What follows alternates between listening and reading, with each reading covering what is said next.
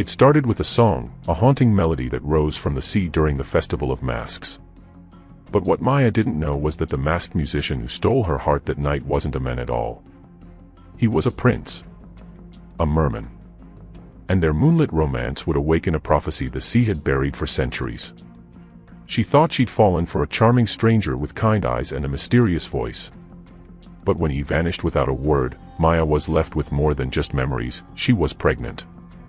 And under the full moon, her belly glowed like coral.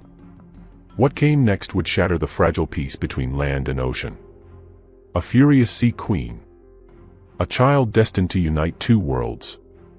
A mother willing to risk everything, even her most cherished memory, to save her daughter. They thought she was just a palace servant with a wild imagination. They were wrong.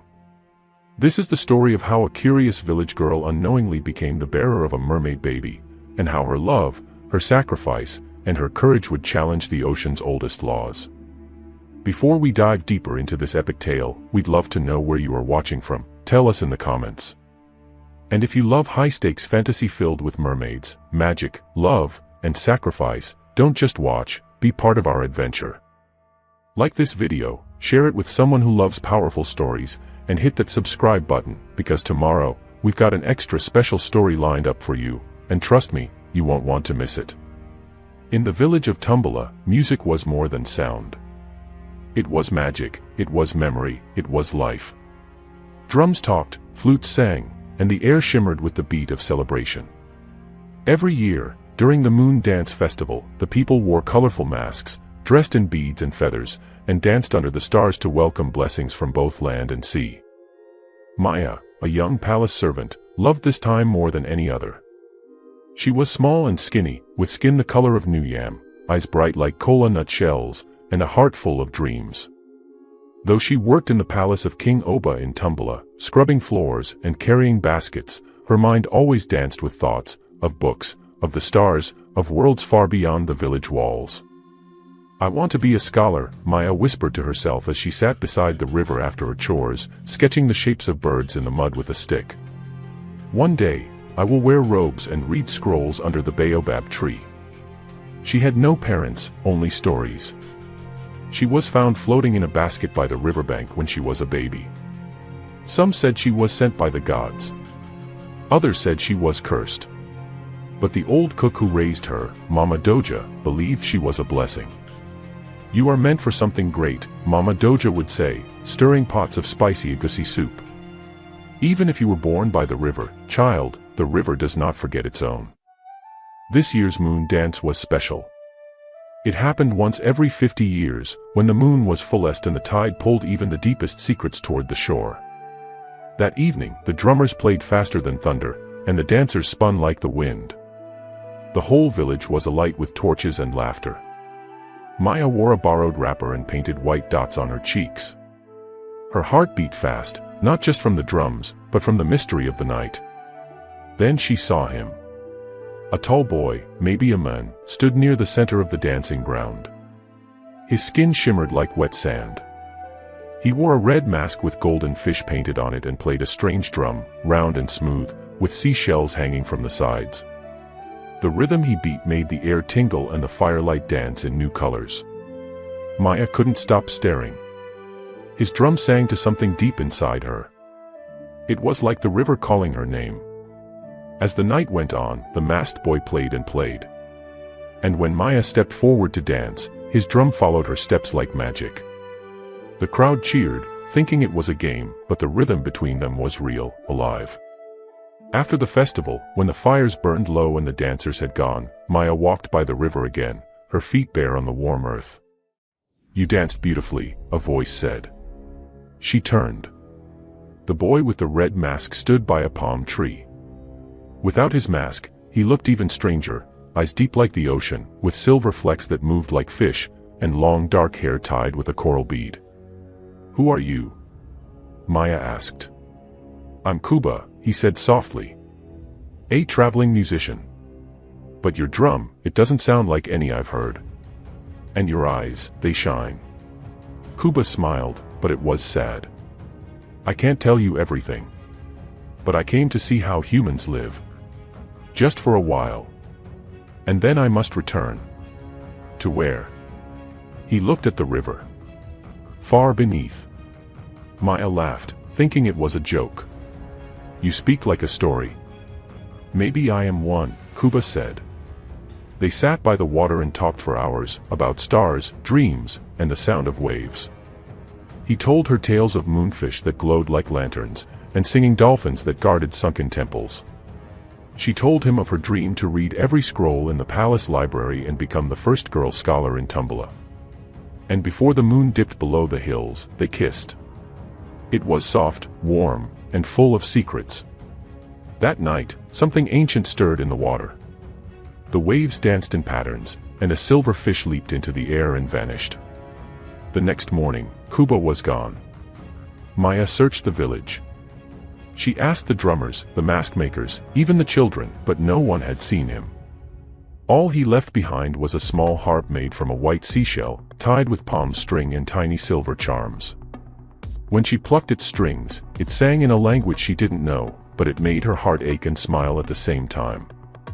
She carried it with her always. But 2 moons later, strange things began to happen. Maya's belly began to swell. The palace midwives whispered. Some called her cursed. Others blamed river spirits. But one night, when she looked at her belly in the moonlight, she gasped. It glowed. Soft, coral-colored light pulsed gently under her skin like a heartbeat. Like a light waiting to be born. And deep in the Gulf of Xander, far below the sea foam and shark trails, Prince Kuba stood before Queen Mother Nia, ruler of the coral fortress.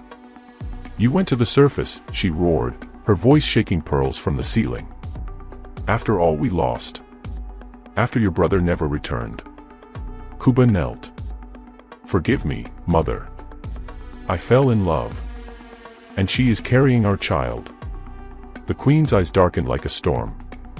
Then the child must die.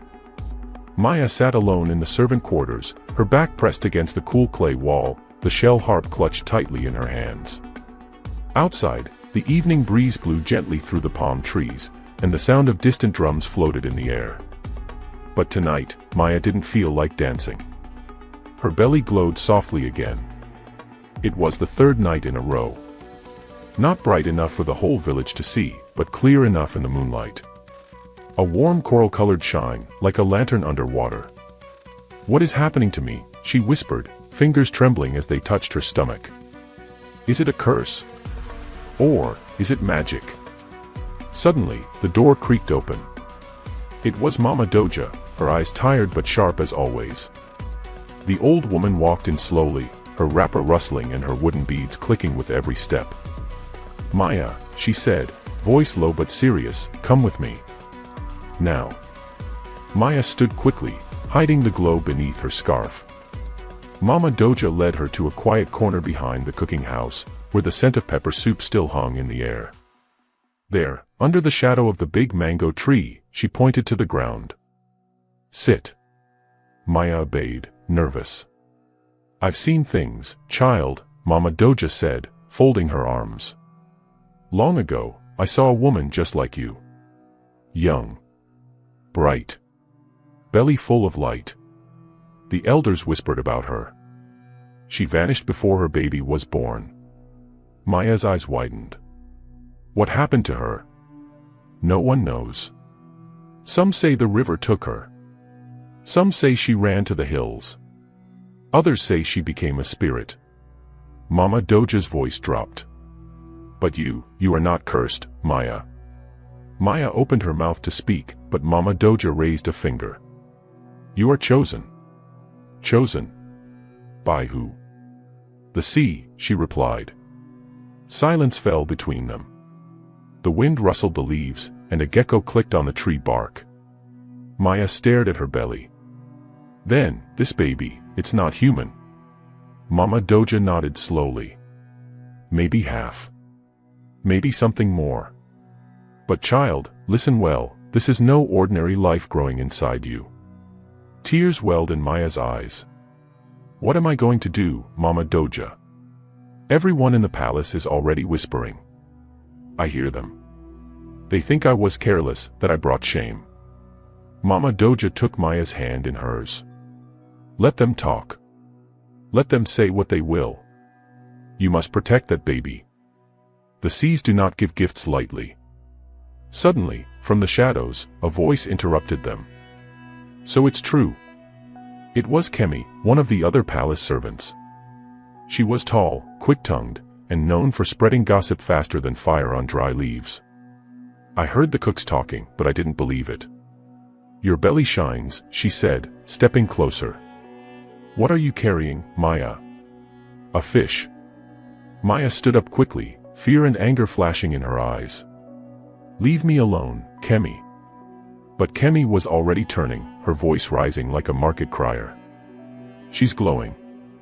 Maya's belly glows. She's carrying a water spirit's child. Maya's heart dropped. By morning, everyone knew.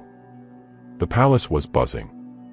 Servants peeked at her from corners, children pointed behind their mothers' wrappers, and even the king's guards kept their distance. Some villagers came with prayers. Others with insults. A few threw palm oil on the ground where she walked, whispering against bad spirits. The king's advisor, Chief Adu, summoned her. Maya knelt before him, shaking. He was a tall man with a staff carved from ebony wood, his face sharp and his eyes full of suspicion. What have you done, girl? He asked coldly. Did you consort with spirits? Did you bring a curse upon this land? I don't know, Maya said softly. I only fell in love. He was a boy with a drum, he was kind. I didn't know. Chief Adu narrowed his eyes. You must leave the palace. What? You are a danger to our king. To this kingdom. Your presence calls the sea's attention. That is never good. You must go, before your child brings calamity. Tears streamed down Maya's cheeks as she was dragged from the palace gates. Mama Doja tried to protest, but even she was silenced.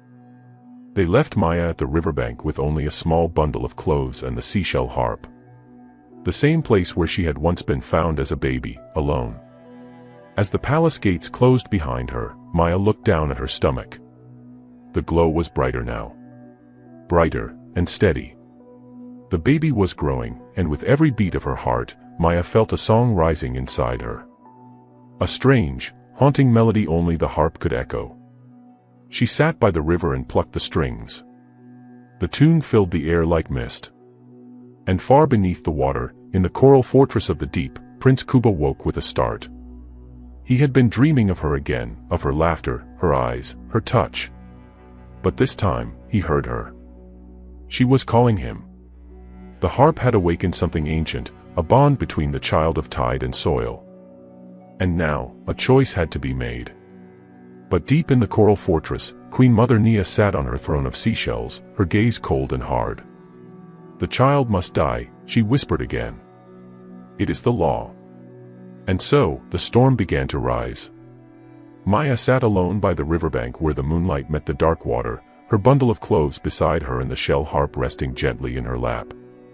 The wind hummed through the tall grasses like whispers from another world.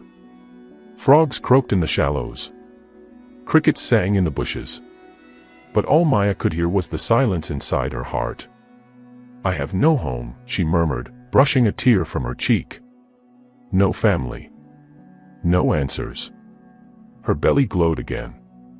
The soft coral light shone gently beneath the fabric of her wrapper, pulsing slowly, like a sleeping heartbeat, like something waiting to be born. She touched it carefully. Are you dreaming, little one? Do you feel lonely too? The harp twitched in her hand. Just once. She blinked. Did you move? She plucked a string. A single note rang out, clear, smooth, but full of mystery. Like water dancing over stone. Then, from the river, a shape stirred. Maya froze.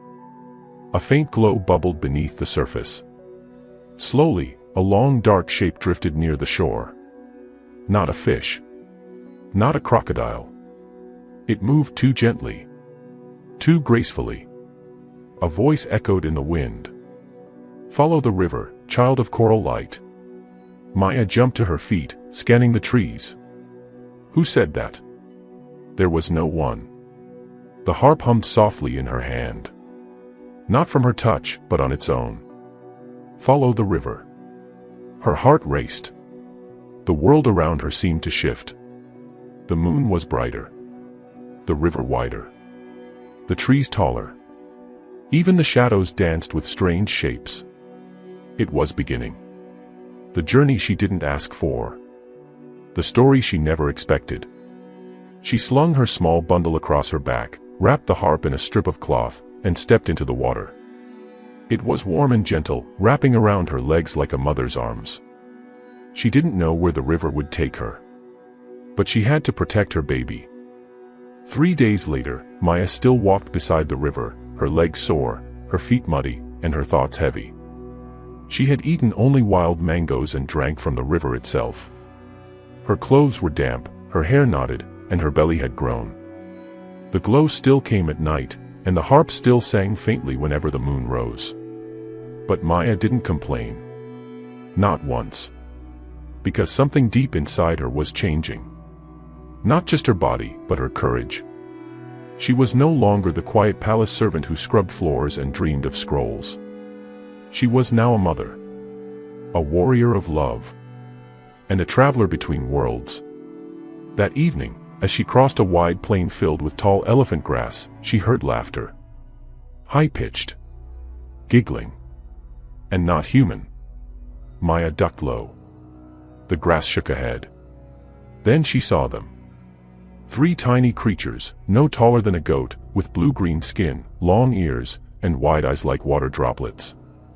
They wore cloaks made from lily pads and danced around a circle of stones. River spirits. Egbera children, the old tales called them. They saw her. She froze. The creatures tilted their heads, sniffed the air, and suddenly began to laugh again. You smell like sea salt, said the first one. And you carry a light, said the second. A baby light, giggled the third, doing a backflip. I'm just passing through, Maya said quickly, taking a cautious step back. Oh, no, the first spirit said, hopping forward. You're not passing through. You're being called. The second spirit pointed to the harp at her side. That shell is not just a shell. It's a map. A key. A drumbeat to the gate of the sea. Maya clutched the harp tighter. It was a gift. The third Egbera child twirled. Then you're already chosen. The sea remembers its promises. They danced closer, forming a circle around her, spinning and chanting. Tide and soil, drum and flame. You walk the path, you bear the name. What was lost now stirs again. Love unborn shall end the pain. What does that mean? Maya asked. The spirits stopped spinning and looked serious for the first time. It means the Queen of the Sea is waiting, said the first. And not with open arms. The second added, if you want to protect your child, you must go to her. Plead. Fight. Sing. Sing. Maya blinked. The third Egbera child poked the harp. This shell will show the way. Play it beneath moonlight by the Rock of Echoes. The river will open. The Rock of Echoes. Where is that? They all pointed east. 2 days' walk. Through the forest of whispers. Maya nodded slowly. Thank you. But before she could ask more, the spirits leapt into the grass and vanished like smoke. That night, she found shelter beneath a large tamarind tree, her body aching, her spirit weary. She lay beside a small fire, wrapped in her shawl, her hand resting on her glowing belly. Then, a dream came. She stood in a vast underwater temple. Columns made of coral. Walls that shimmered like pearl. And in front of her, seated on a throne carved from whale bone, was Queen Mother Nia. Tall, regal, terrifying. Her voice filled the temple. You dare bring a forbidden child into my waters? Maya trembled. I only love him. That is all. Love is not enough, Nia thundered. Love stole my firstborn. Love drowned my peace. Love must pay. Then the queen raised her trident, and the ocean roared. Maya woke with a cry. She held her harp, heart pounding. The time had come. She must reach the Rock of Echoes. She must face the Queen. She must protect her child, even if it meant losing everything else. The sun had just begun to rise when Maya left the tamarind tree behind and stepped into the Forest of Whispers. A cool mist floated through the air, thick and silvery, curling around the roots like sleeping snakes. The trees stood tall and silent, their branches heavy with moss and vines, their trunks twisted like dancers frozen in mid-move. This forest was no ordinary forest. It was ancient. It was alive. And it was listening. Maya felt it in her bones, the weight of 1,000 stories breathing through the leaves. Every step she took made the forest listen a little more. Every heartbeat made it whisper. She tightened her grip on the harp and whispered, "I don't want to be afraid." But the forest answered her with 1,000 tiny voices. "Then why did you come?" She stopped. "Who's there?" "Who are you?" the voices echoed. "Maya of mud huts and scroll dreams. Maya of moonlight and coral flame. I am." "I'm just a girl," she replied. "A girl trying to protect her child." The trees creaked softly, their leaves rustling like laughter. "Then pass, if you remember." "Remember what?" But the voices had vanished. She looked down and realized that the forest path had disappeared. In every direction, the trees looked the same. She had entered the maze of memory. Maya walked for hours. Sometimes she saw glimpses of people, blurry, flickering shadows of the past. She saw herself as a little girl, washing the king's floors, watching the scholars in their silk robes. She saw her mother, whom she barely remembered, singing by a cooking fire with tears in her eyes. "Are these dreams?" she whispered. "No," said a new voice. It was calm. Gentle. Male. Maya spun around. And there he was. Prince Kuba. But not as she remembered. Here, in the Forest of Whispers, he wore no mask. His skin shimmered faintly with blue and silver, and his eyes held the depth of the ocean itself. Maya gasped. "Kuba." He smiled. "You remember." She stepped forward, reaching out, but when her fingers touched him, he turned to mist. Gone. Maya's knees buckled. "Why did you leave me?" The harp hummed again. Its notes formed a new song, a soft tune that seemed to ripple through the trees. She followed it. Step by step, through the illusions. She passed her childhood. Her laughter. Her pain. She passed the masquerade night, reliving the drums, the lights, the moment she danced with Kuba under the firefly sky. And then she passed the moment she found out she was with child. Tears flowed freely now. But she didn't stop. Not even when the trees began to change. Their bark turned dark. The mist turned black. And the voices came again. "You don't belong here. You are not sea nor soil. You are nothing. Give the baby up. End the burden." Maya clutched her stomach. No. She dropped to her knees and played the harp with trembling fingers. The sound echoed louder than before. It rose like a windstorm, scattering the whispers, burning through the illusions. The forest shuddered. And suddenly, light broke through. Golden sunlight poured into the forest. Before her, the trees parted. And standing in the clearing, carved into the side of a great black rock, was a shape like a giant mouth. The Rock of Echoes. It shimmered with ocean blue veins and silver cracks, pulsing gently with power. Maya approached slowly. She could feel it in the air. This was a place of magic. Of ancient sea laws. Of trials. She sat before the rock and placed the harp in her lap. "Show me the way," she whispered. Then she began to play. A slow, trembling song. Notes rose like soft waves, like the lullaby of a mother rocking her child in the dark. The Rock of Echoes responded. The mouth-shaped crevice began to hum. And then, it opened. A narrow passage formed, glowing with soft blue light. A voice came from within. Maya of both tide and soil, your journey has just begun. Enter if you dare. But know this, what you love most may be the price you pay. Maya looked at her belly, her heart aching with fear and love. Then she stepped into the passage, into the unknown. Beneath her, the path turned to glass. Around her, water flowed upward like streams dancing in the air. Fish swam through the walls. Seaweed curled along the edges like curtains. The sound of the harp still rang in her ears. She was walking beneath the river now, toward the sea. Toward the coral fortress.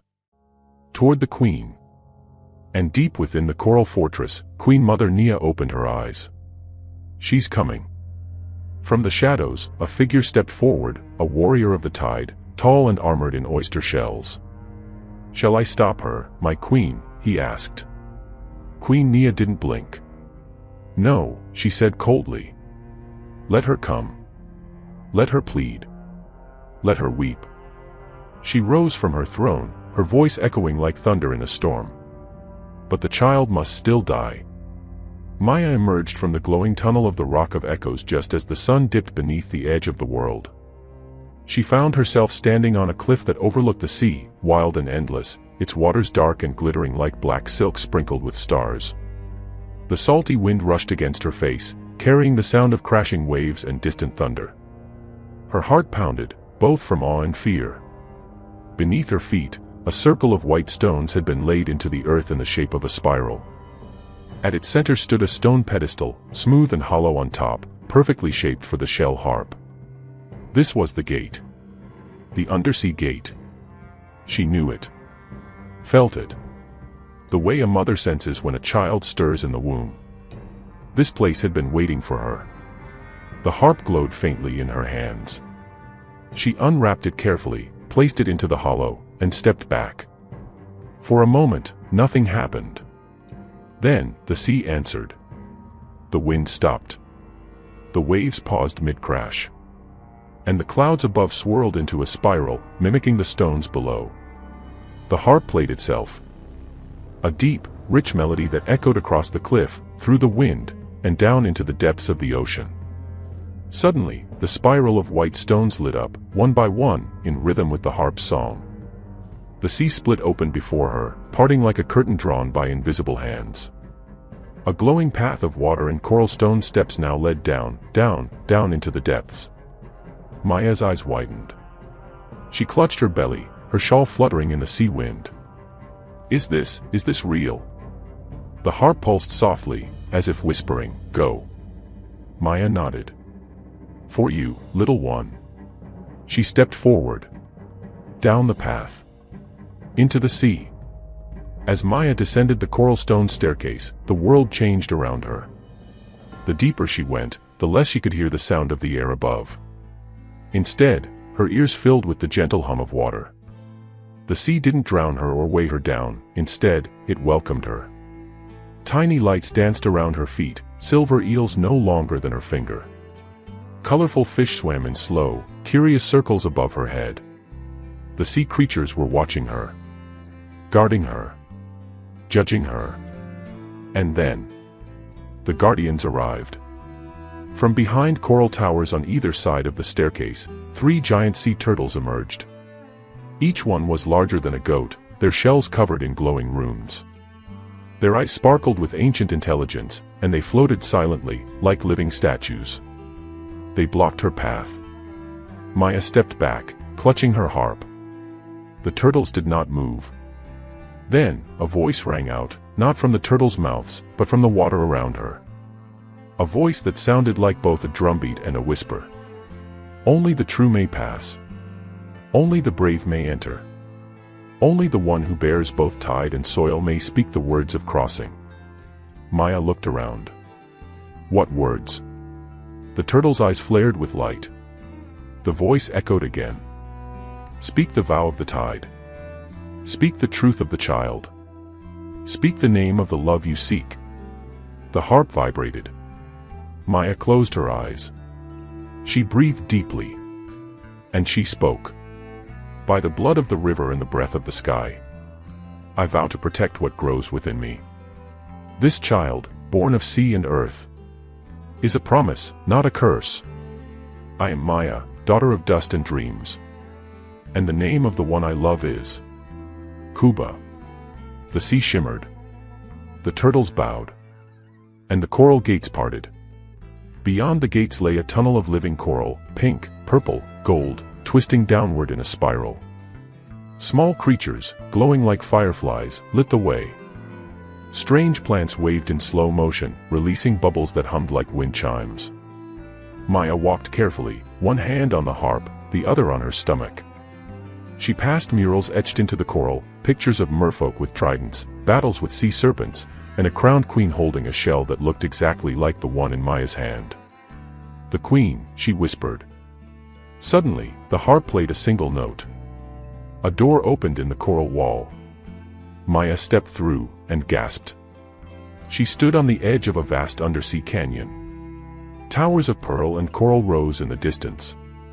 Bridges made of kelp and bone stretched between spires. Schools of fish moved like dancers in patterns across the open water.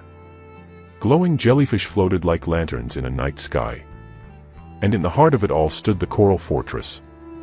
A castle carved into a giant coral mountain, glowing with a light that pulsed like a heartbeat. Maya felt her knees weaken. It's beautiful. But her awe was short-lived.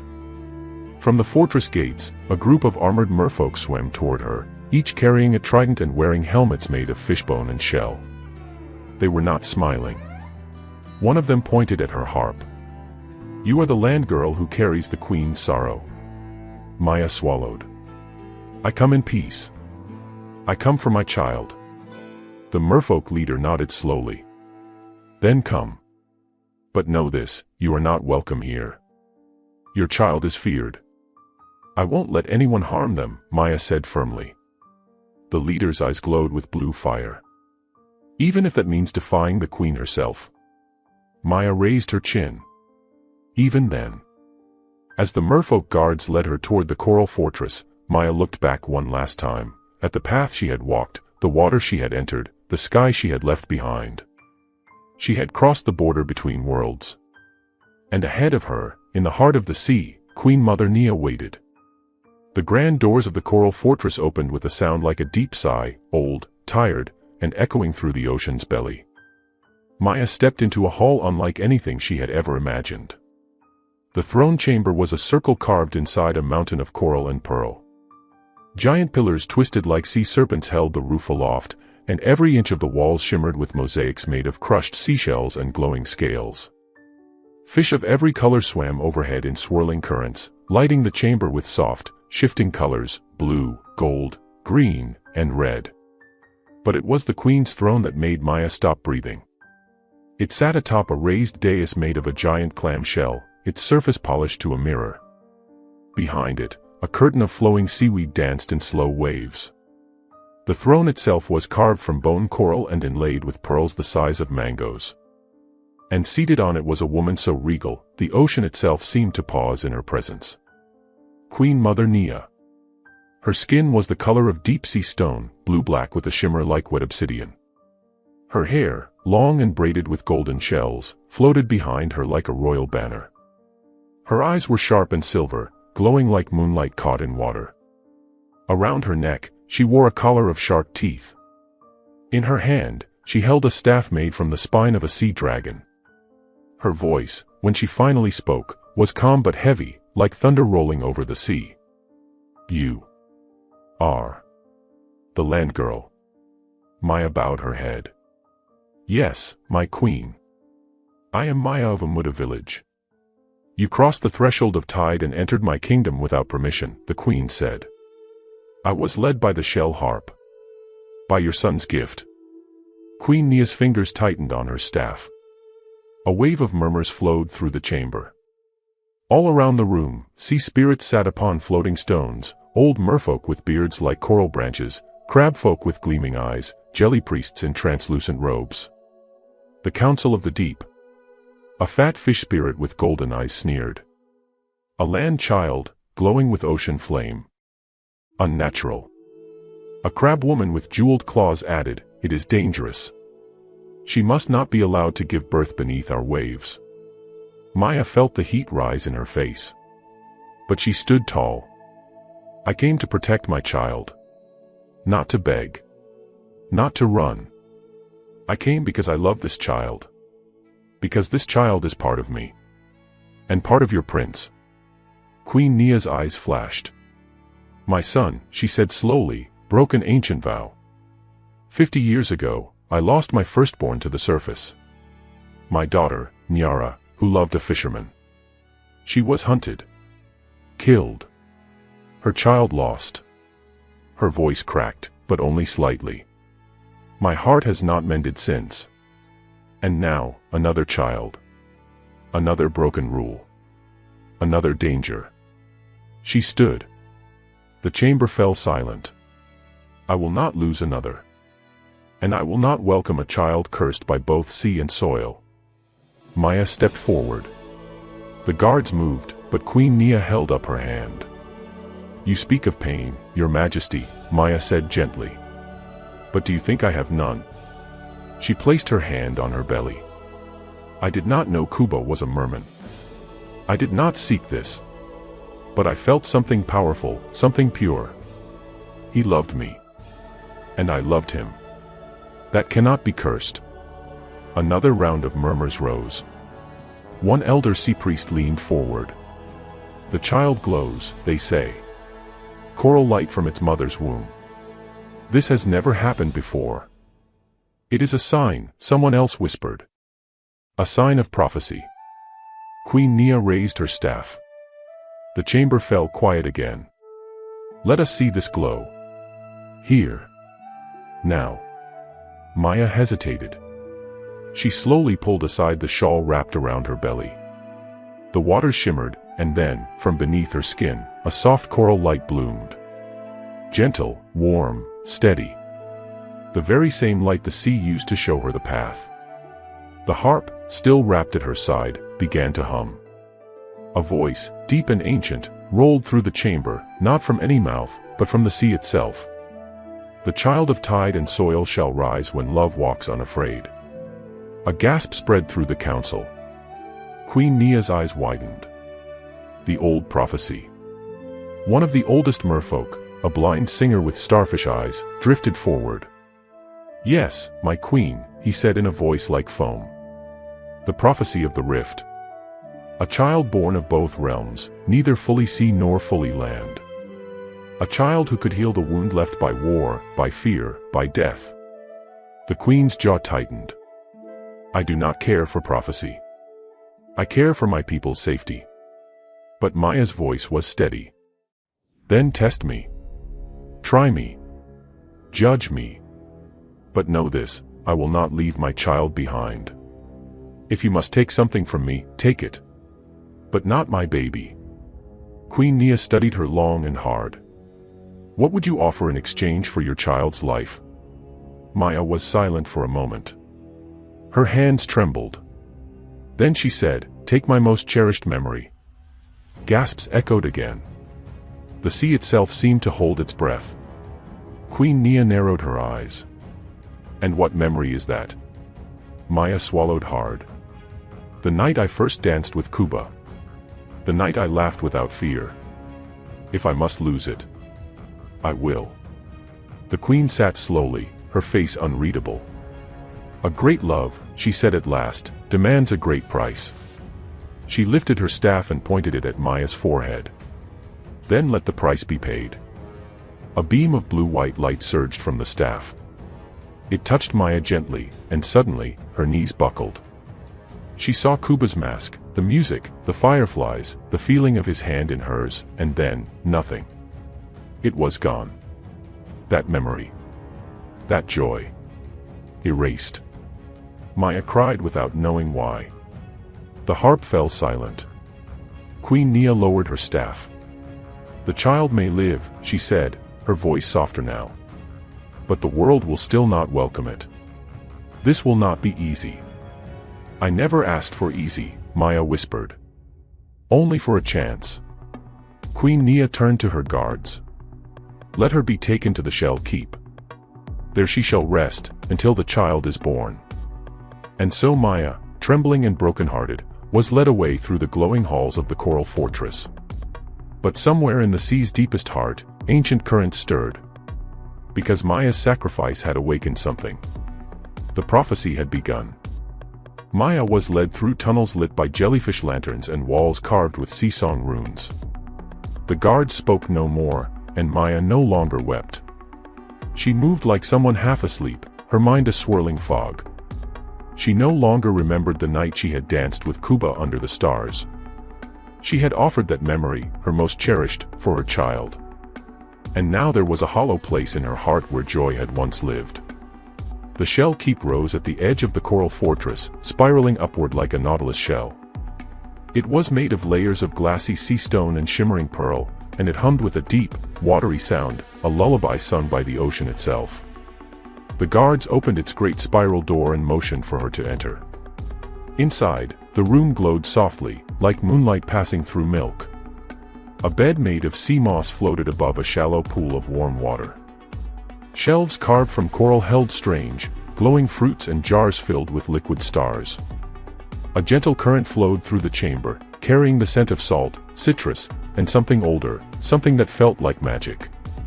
"This shall be your room," said a soft voice. Maya turned to see a figure glide into the chamber. She was tall and graceful, with skin like pearl and fins trailing behind her like veils. Her hair was long and braided with beads of light. In her arms she carried a basket of woven seaweed and silken cloth. "I am Sula," the woman said. "I serve the queen, but I am also a mother. I will help you." Maya nodded slowly. "Thank you." Sula set down the basket and unwrapped its contents, clothes made from kelp fiber and coral thread, glowing candles in glass shells, and a small harp made of mother of pearl.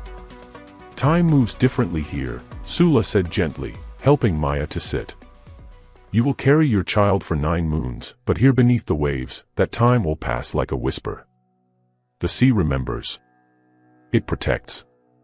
Maya touched her belly. The faint coral glow still shone through her skin. "The baby," she whispered, "is it healthy?" Sula smiled.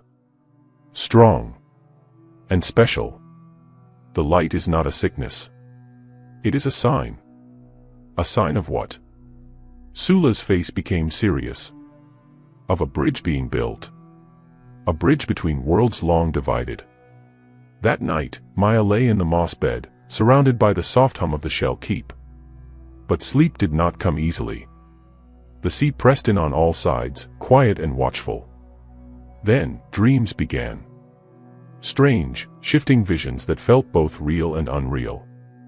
In the first dream, she stood on dry land again, only the land was cracked and dry, and people wandered, lost, calling for water. Above them, a storm gathered, but no rain came.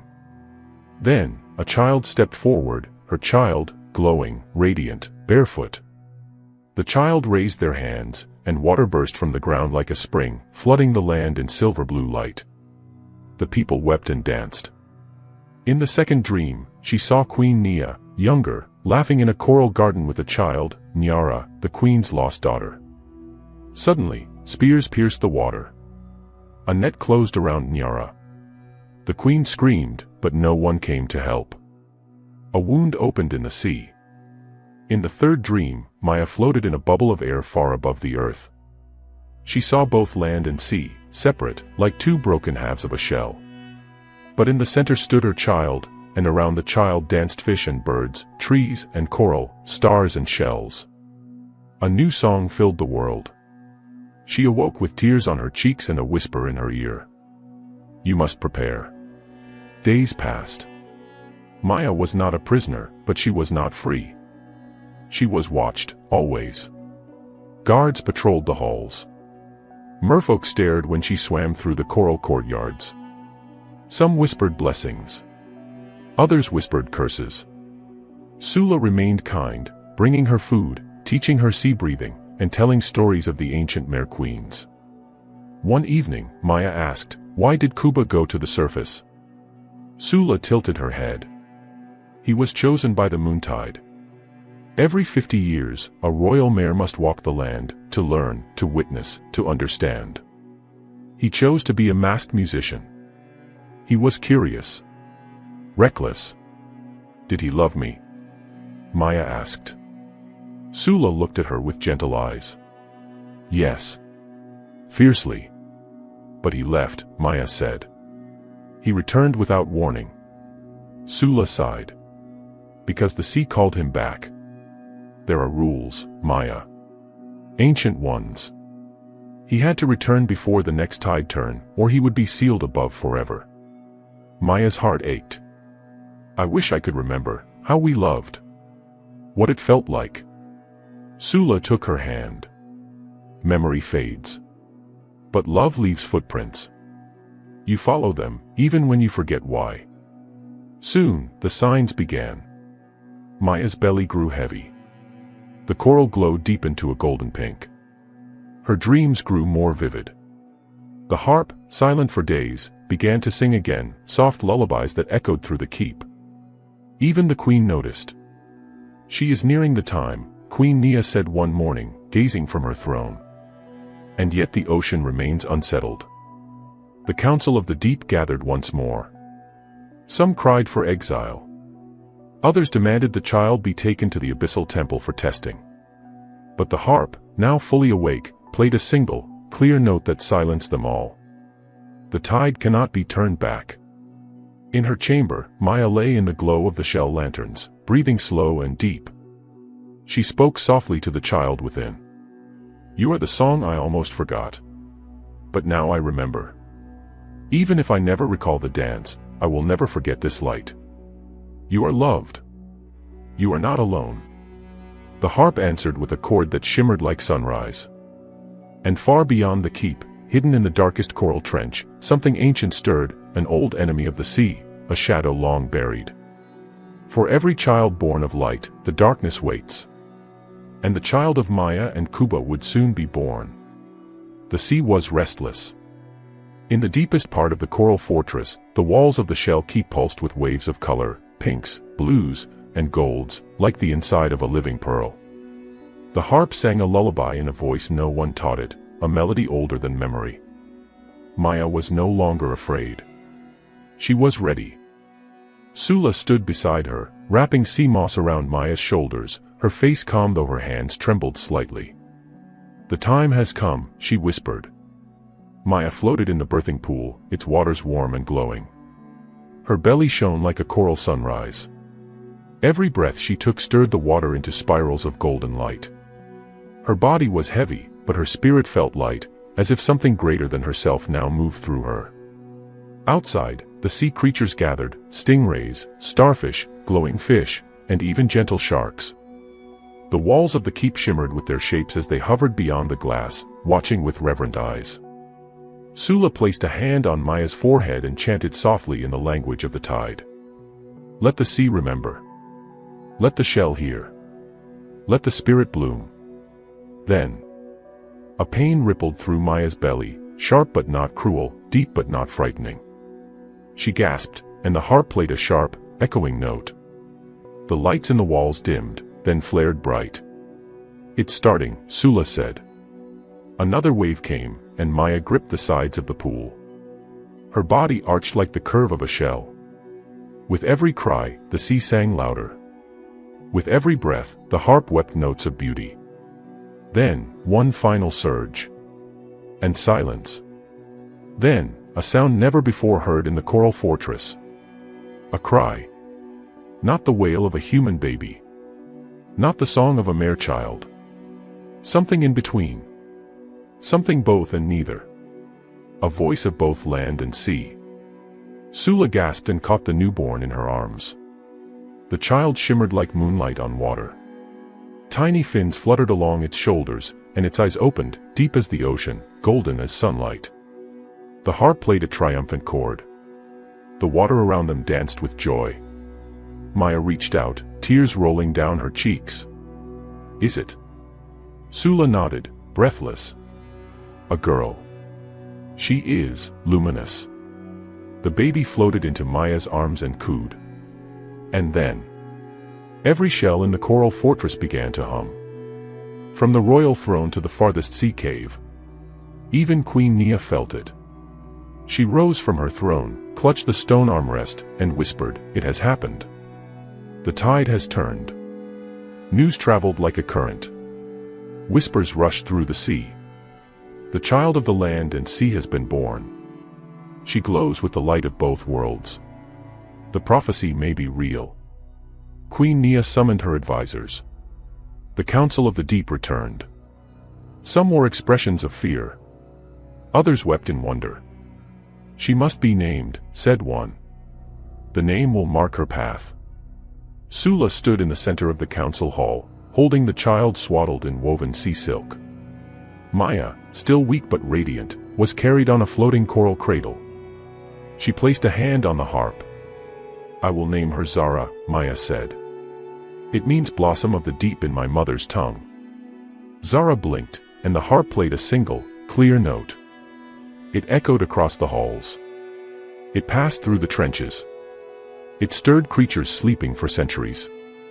It reached the abyssal ruins, ancient, forbidden. And it awakened something dark. That night, as the coral fortress celebrated with currents of dancing lights and songs sung by whales, a shadow moved near the edge of the world.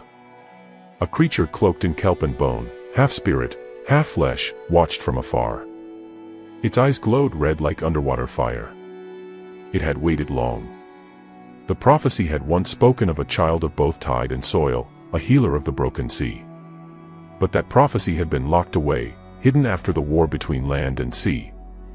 No one dared mention it aloud. No one, except the old seer who once sat in the Cave of Whispers. And that seer had been banished. This creature, known only as Mbalu, had once served Queen Nia, long before her daughter, Nyara, was lost to the surface. Mbalu had believed the child of two worlds would one day return peace. But after Nyara's death, the queen changed. She outlawed the old songs. She burned the tide scrolls. She sealed the prophecy. And Mbalu had vanished. Until now. Now the child was born. Now Zara breathed. And Mbalu would return. Not for war, but for awakening. Meanwhile, Maya sat with Zara in the shell keep, brushing sea silk over her tiny head. The glow of the baby lit up the room like a warm lantern. Zara looked up at her mother and reached out a hand. Suddenly, visions filled Maya's eyes, memories not hers. She saw ancient coral cities before the wars. She saw land and sea together in peace. She saw her daughter, older, walking upon land, swimming through sea, speaking to animals and people alike. She saw a world made whole. Then the vision faded. Zara smiled. And Maya whispered, "You are more than a child. You are a beginning." But peace never comes easily.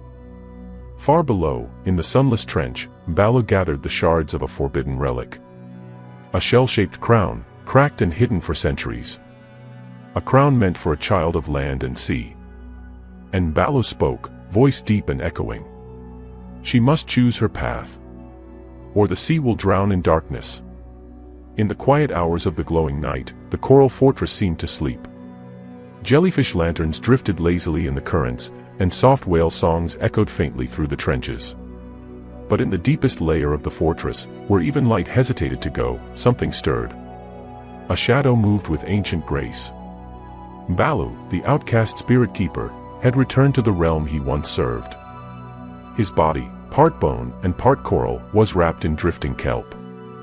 His eyes burned not with fire, but with the oldest memory of the sea, rage and sorrow twisted into flame. He moved unnoticed through cracks in the fortress wall, through old tunnels sealed long ago after the war between merfolk and surface dwellers. Only one guard sensed something. A seahorse sentinel flickered its fins and turned toward the dark. A whisper brushed past it like a chill. "I am not here to harm, little one, not yet." Above, in the shell keep, Zara was sleeping in Maya's arms, glowing gently like a coral moon. Maya herself was awake, her eyes fixed on the harp, which now strummed by itself in intervals, short, humming notes, as though it was nervous. Sula entered, carrying a bowl of warm kelp soup. "You haven't eaten," she said softly. Maya looked up. "Something's coming." I don't know what, but the sea, it feels tight. Like it's holding its breath. Sula set the bowl down and walked to the window, staring into the water beyond. Many eyes are watching now. News of Zara's birth has stirred things that should have stayed sleeping. Maya looked down at her child. She's so small. How can something this small cause such waves? Sula turned slowly. Because power doesn't wait to grow. It wakes. Suddenly, the harp let out a loud clang, one sharp note that cut the silence. The water in the pool turned colder. Maya rose to her feet, clutching Zara close. Sula. Then the spiral door opened by itself, creaking, groaning as if struggling against the very sea. A figure floated into the room, tall, cloaked in darkness, seaweed trailing behind him like a royal robe. His face was not monstrous, but it was not comforting either. Part human skull, part coral mask, glowing eyes, and fins like rusted blades. Balu had arrived. Sula stepped in front of Maya. You are not welcome here. Balu did not raise his voice. And yet, I am here.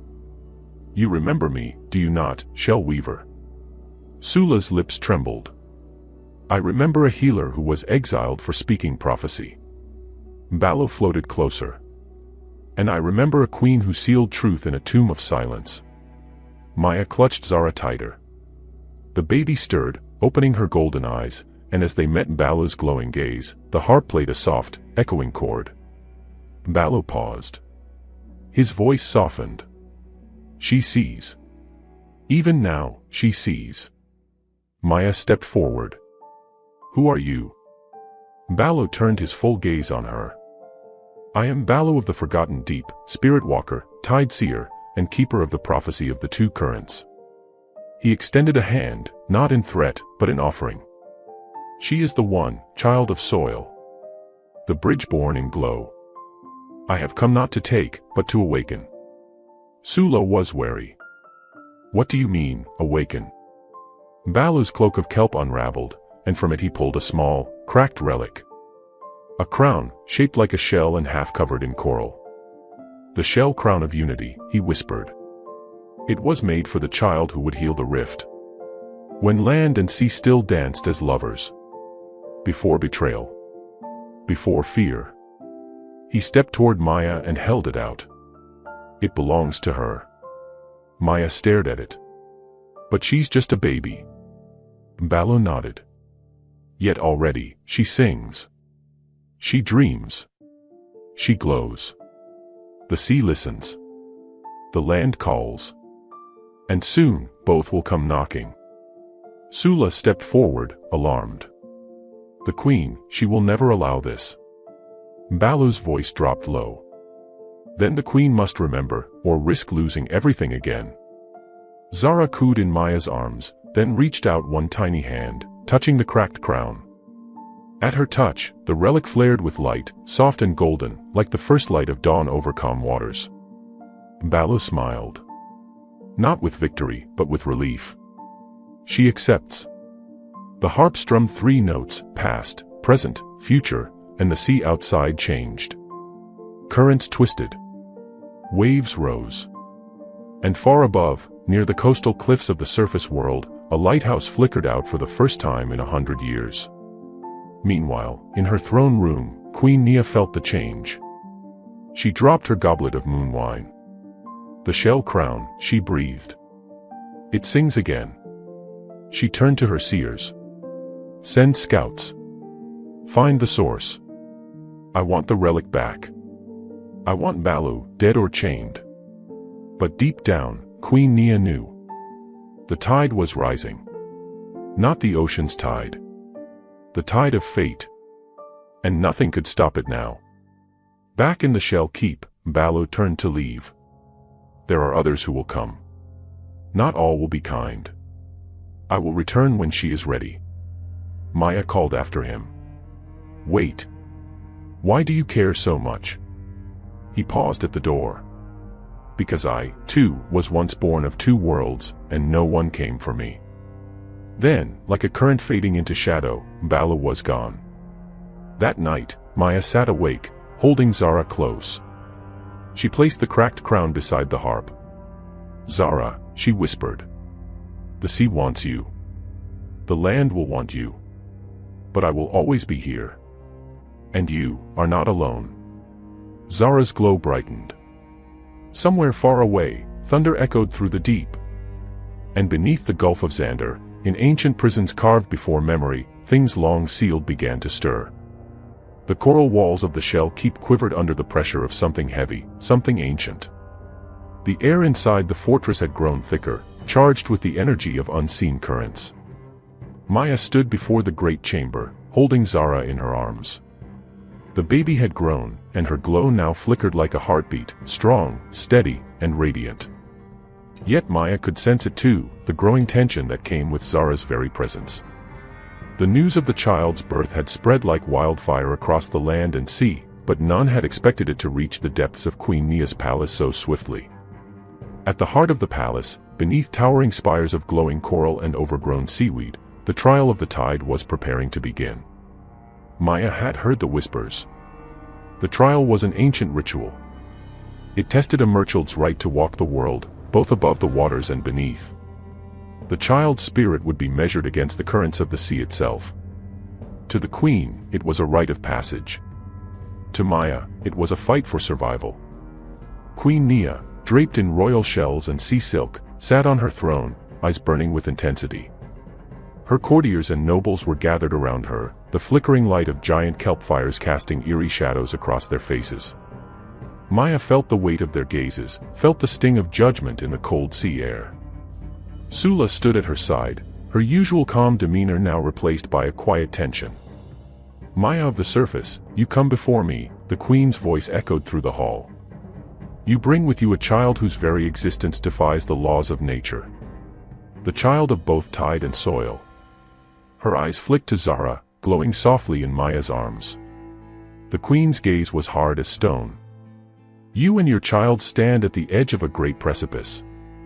The sea has known peace and fury. But you bring hope and destruction in the same breath." Maya stepped forward, her heart racing but her voice steady. "I ask for nothing but to protect my daughter. She is not a curse, your majesty. She is a promise." The queen's expression softened only for a moment, then returned to ice. "A promise," she whispered, as if tasting the word. What promise could a child like this hold? She is as much a creature of myth as she is flesh. What will she do when the sea calls her home? When the waves rise, will she fight for her people or drown them in her power? Maya looked down at Zara, who was staring at the queen, her golden eyes unblinking. The glow from the baby intensified, casting a soft light across the chamber. "She will choose," Maya said, her voice a little firmer. "And I will teach her." The queen did not respond immediately. Her eyes, sharp as a spear, studied Maya carefully. Then she looked down at the floor, her fingers twisting a golden trident ring on her hand. "Then it will be decided in the trial of the tide." The hall went silent. The name of the trial hung in the air, like a heavy storm cloud. Sula moved to Maya's side, whispering urgently, "The trial is not just a test of strength, Maya. It is a test of the child's soul. There are legends about it, of children who never returned. You must be careful. The sea tests more than just their abilities. It tests their heart." Maya's breath caught in her throat, but she nodded. "I will not let them take her. I won't let anything happen to her." The ceremonial drums beat. A procession began to move through the hall, merfolk priests and warriors, each holding a golden shell and chanting ancient songs. The light from the sea fire torches flickered in rhythm with the music. Maya's heart thundered in her chest as the sacred court prepared for the trial. The walls seemed to shiver, as if the sea itself was drawing breath. Outside, the sea had grown restless. A storm was brewing. Dark clouds gathered on the horizon, swirling in violent spirals. Thunder rumbled under the water, and the sky above the Gulf of Xander was tinged with an unnatural purple. The sea, its currents and tides, began to churn with ferocity. The trial had begun. The great chamber doors swung open, and they were led into the trial circle, an ancient arena carved into the heart of the coral fortress. It was a place where merfolk had fought and tested their strength for centuries. At the center was a large pool, its waters dark and swirling with mysterious energy. In the middle of the pool, a whirlpool spun, its vortex glowing with strange, phosphorescent light. The trial would begin. Maya's breath caught in her throat. Queen Nia stood at the edge of the arena, her eyes narrowed. "Maya," she said coldly. "You and your child will face the first of 3 trials. The trial of the whirlpool. If Zara's soul is strong enough to endure the pull of the sea, she will be deemed worthy. If she fails," the queen's voice trailed off, a warning more than a threat. Maya stepped forward, clutching Zara tightly. Sula was at her side. "Stay close to me. Don't let her go." As they entered the circle, the water seemed to rise and fall with each breath. The whirlpool pulsed with energy, a living thing, watching them. Maya could feel it, the way the sea seemed to speak to Zara. The moment they stepped into the pool, the water rose to their waists. Zara's glow illuminated the chamber, casting long shadows across the walls. Suddenly, the whirlpool grew stronger, pulling at them with an invisible force. Maya gasped as the current yanked at her legs, the water swirling violently around her. The waves reached higher, threatening to pull them both under. Zara's eyes shone brighter. Maya gripped Zara tighter, her fingers trembling. "Stay with me, my child. Do not fear." And then, Zara reached out. Her small hand glowed brighter than ever before. The whirlpool stilled. The water's pull eased. The glowing light from Zara grew stronger, as if she was the very pulse of the ocean itself. Maya's heart leaped as the whirlpool calmed, its spinning slowing to a gentle swirl. The queen's voice echoed through the arena. "It seems the child has passed the first test." Maya held her breath. "What now?"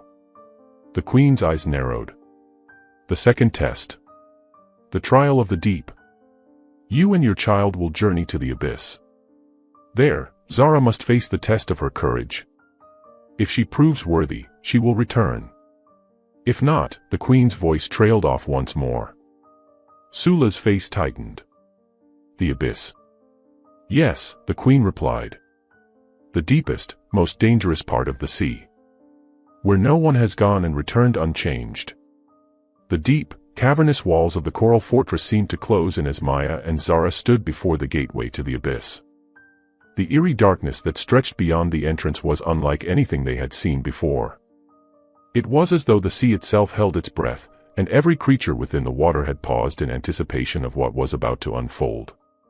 The waters of the abyss were dark and still, more silent than the deep caverns that led into them. There were no fish here. No currents to guide them. Just shadows that stretched endlessly into the unknown. Maya's heart pounded in her chest as she held Zara close, the baby's light flickering like a distant star. She glanced nervously at Sula, who stood by her side, the light from her sea armor barely enough to illuminate the path ahead. "You must walk the abyss alone, Maya," the queen's voice boomed, cold and unyielding. "But your child, Zara, will guide you. She is the one chosen to face this challenge, not you."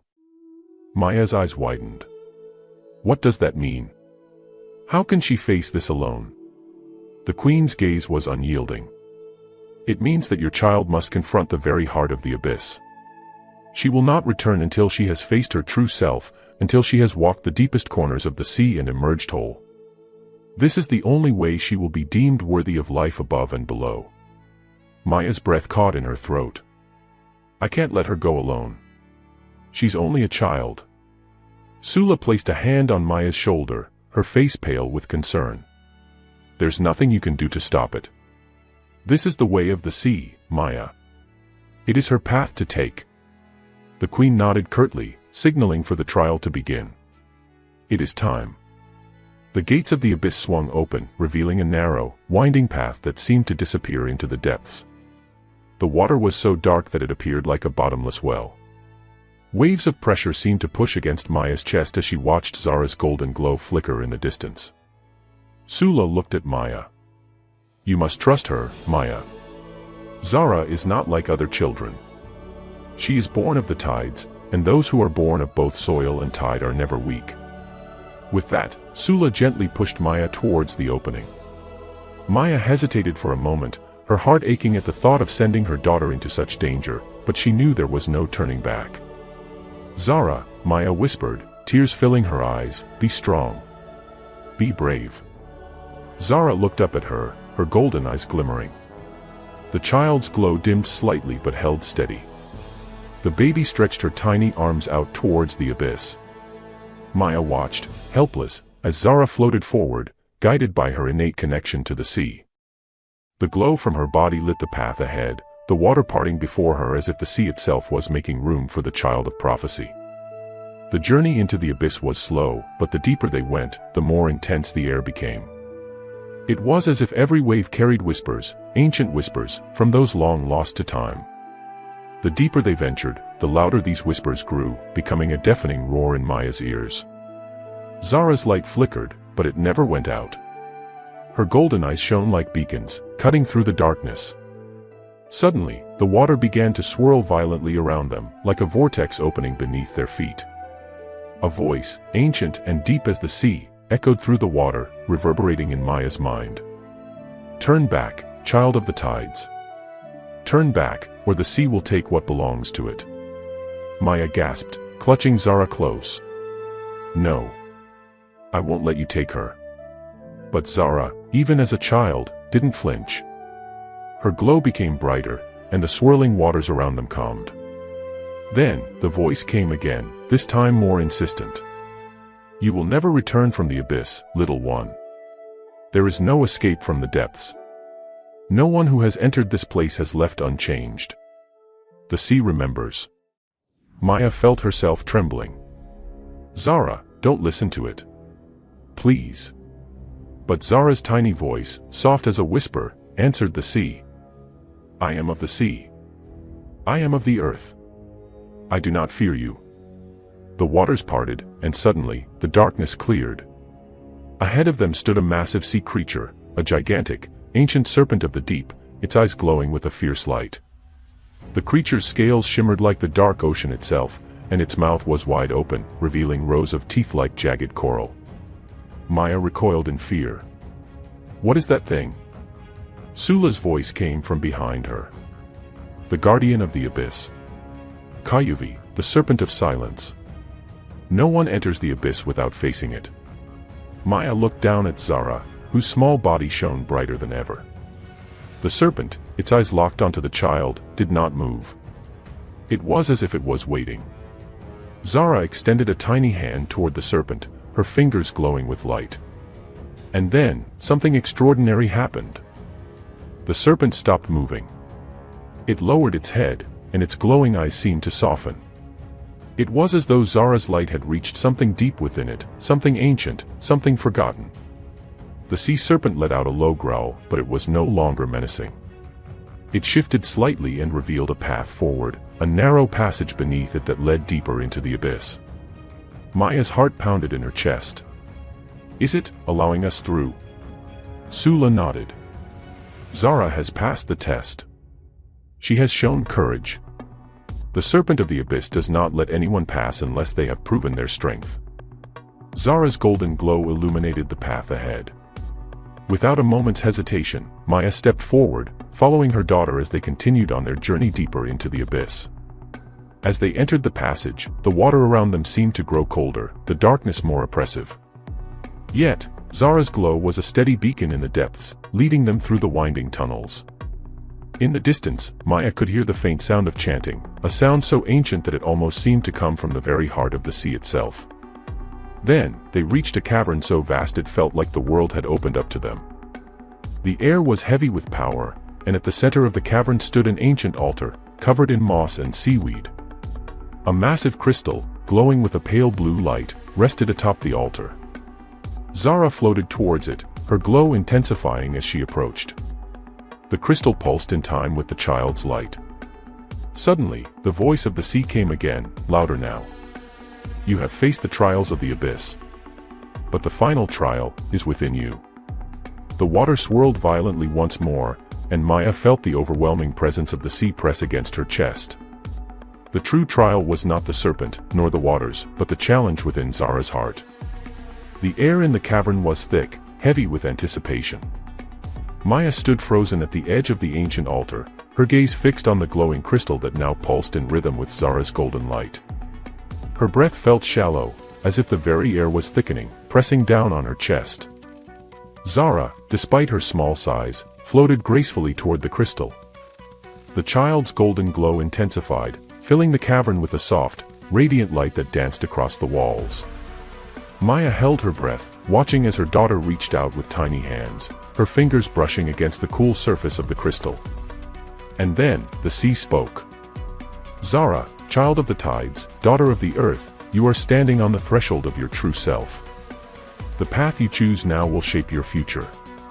But beware, the power you hold comes with a price." Maya felt her heart skip a beat. She wanted to reach out to Zara, to hold her close, but she knew that this was the moment they had been preparing for. The trial wasn't just about physical strength or courage, it was about choice. A choice Zara had to make alone. The voice continued, its tone both loving and foreboding. "In you flows the blood of both land and sea.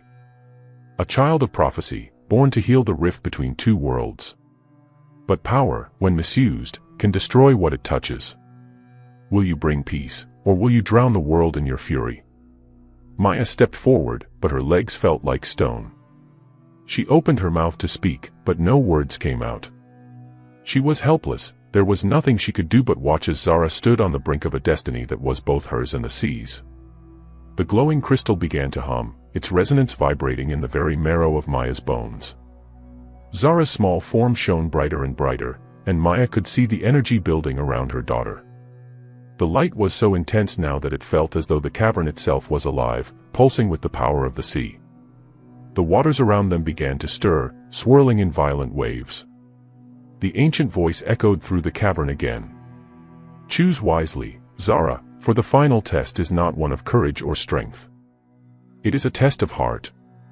What will you become? The savior, or the destroyer? The healer, or the harbinger of doom?" The waters rose higher, churning with force, but Zara did not flinch. Her tiny hand reached out to the crystal once more, and the air grew colder still. Maya watched, her heart racing, as Zara's glow intensified, and then... a vision. The crystal shimmered with a soft blue light, and before Maya's eyes, the world seemed to melt away. The cavern faded, and in its place, she saw a vast, sprawling ocean, dark and stormy. The waves were enormous, crashing against each other with the power of 1,000 storms. And in the center of this chaos stood Zara, no longer a child, but a figure of pure light, radiating with the strength of the sea itself. But something else was there, a shadow. A dark figure, wrapped in swirling black currents, rose from the depths. It was tall, its eyes glowing red with anger, its mouth twisted into a cruel smile. It reached out toward Zara, its hands crackling with dark energy. The vision shifted again. This time, Maya saw a peaceful village by the shore, Umuko, her home, bathed in the soft light of dawn. But the village was surrounded by rising waters, waves crashing against the land, flooding everything in their path. People screamed as the waters rose, drowning their homes, their livelihoods, their very lives. And there, standing at the edge of the village, was Zara, her golden light flickering in the storm, her small hands reaching out as though trying to stop the flood. But it was too late. The waters overwhelmed everything. Maya gasped. She wanted to scream, to run to her daughter, but she could not. She was rooted to the spot, unable to move. The vision shifted again, and this time, she saw Prince Kuba, standing on the edge of a cliff by the sea, his eyes searching the horizon. He looked lost, as though he was waiting for something, waiting for Zara, waiting for her to make her choice. Suddenly, the vision shattered. The crystal's light dimmed, and the waters around them fell still. Zara's golden glow flickered before settling into a soft, steady light. She stood before the altar, her tiny hands still touching the crystal, her eyes wide with wonder. The air around her had cleared, and the storm in the cavern had passed. But the silence was heavy. The air was thick with the weight of the choices that had been presented to her. Maya's voice trembled as she whispered, "Zara, what did you see? What did you choose?" Zara turned to her mother, her eyes shining with the wisdom of the ocean itself. I chose to be both, Mama. The sea and the earth. The light and the dark. Maya felt a shiver run down her spine. She didn't fully understand what Zara meant, but she knew it was something powerful, something that could change everything. And then, from the shadows of the cavern, a figure stepped forward. It was Kayuvi, the sea serpent. Its massive form loomed over them, but there was no threat in its gaze. Instead, its eyes were filled with something like respect. "The child has passed," Kayuvi rumbled in its deep, resonant voice. "She has chosen the path of balance. She will be the bridge between land and sea. The healer, not the destroyer." The voice of the sea echoed through the cavern once more. "Zara, child of both worlds, you are the one who will heal the rift between land and sea. Your light will guide us all. The future is yours to shape." With that, the cavern seemed to come alive, the waters around them rippling with a new energy. The crystal on the altar glowed one final time before dimming to a soft, steady light. Zara's glow had faded slightly, but it still shimmered, warm and bright. Maya's heart filled with pride and relief. With the final trial complete, the path forward was clear. Zara had chosen. And with that choice, the future of the sea and the land was in her hands. Maya reached out and lifted Zara into her arms. The weight of her daughter was still the same, but now there was a sense of purpose in her. A sense of strength. The child was no longer just the daughter of Maya and Prince Kuba, she was something more. She was the bridge. Sula moved forward, her expression softened with awe. "The sea has spoken, Maya. Zara has passed the test of the abyss. She will be the one to unite both worlds." Maya nodded, a tear slipping down her cheek. "She's not just my daughter, she's the future." The cavern's light softened, the glowing crystal now pulsing gently as the waters around them calmed. Maya stood still, cradling Zara in her arms, feeling the weight of everything that had happened in the past days, the trials, the storms, the visions. The echoes of the sea's voice still rang in her ears, reverberating through her very bones. But there was something else now, a presence, a feeling in the air that had not been there before. Maya's heart skipped a beat as she looked up. From the shadowed entrance of the cavern, a figure emerged, a figure she knew well, one that she had not seen in what felt like an eternity. Prince Kuba. His silhouette was framed by the soft light of the cavern as he stepped forward, his familiar blue-green scales glistening faintly in the dim glow. His eyes, deep, ancient, and filled with emotion, locked onto Maya's. "Maya," he said, his voice filled with both relief and sadness. "I've been searching for you, for so long." Tears welled in Maya's eyes as she took a step forward, unable to contain her emotions. "Kuba. You came back. I thought I had lost you forever." He smiled, though it was tinged with sorrow. "I never truly left. I was always here, in the depths of the sea. But now I see what has been hidden from me." "Zara." Maya looked down at the child in her arms. Zara, her golden glow dimmed but steady, looked up at her father with recognition in her eyes. She stretched out her tiny arms toward him, her face lighting up with a pure, innocent joy. Kuba's heart clenched as he knelt down before his daughter. His fingers brushed gently against her golden skin, his touch light as if afraid to break the connection. "Zara," he whispered, his voice thick with emotion. "I've waited for you." The waters around them seemed to stir in response to his words, as though the very sea recognized the return of its prince.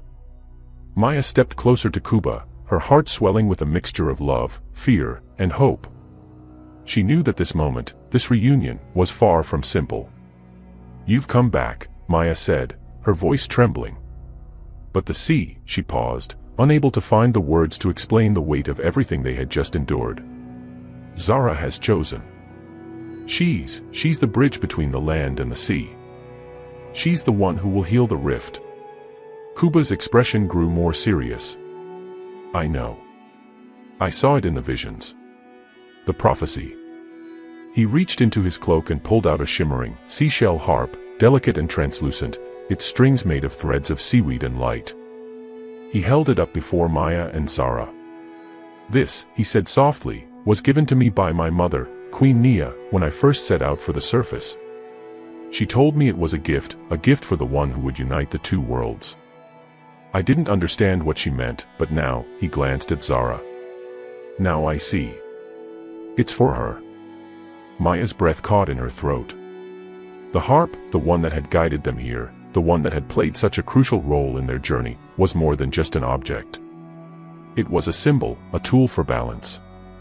Kuba held the harp out to Zara, who reached for it with both hands. As soon as her fingers touched the strings, a soft, haunting melody filled the air. The sound echoed through the cavern, not just in Maya's ears, but in her heart, in her very soul. It was a song of the sea, ancient, timeless, and full of longing. The melody swirled around them, wrapping the trio in its soft embrace.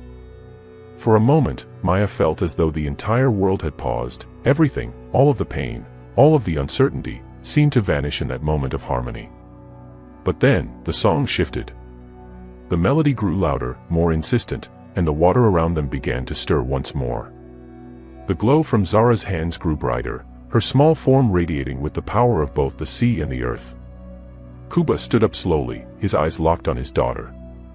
She has the power, he murmured. The power to bring balance, but also the power to destroy if she is not careful. Maya felt her stomach tighten. What do you mean? The prophecy speaks of two forces, Kuba said, his voice low. One born of the sea, and one born of the earth. Both of them are necessary for balance. Zara has the power of both worlds within her. She is the one who will heal the rift, but she is also the one who could open the floodgates between them. Maya shook her head, her heart racing. No, she would never. She would never, Kuba repeated softly, if we guide her. But if the rift between land and sea deepens, if the hatred grows, the forces that Zara now wields will become too great to control. Maya's mind raced. The weight of the prophecy, the responsibility now resting on her daughter's tiny shoulders, felt overwhelming.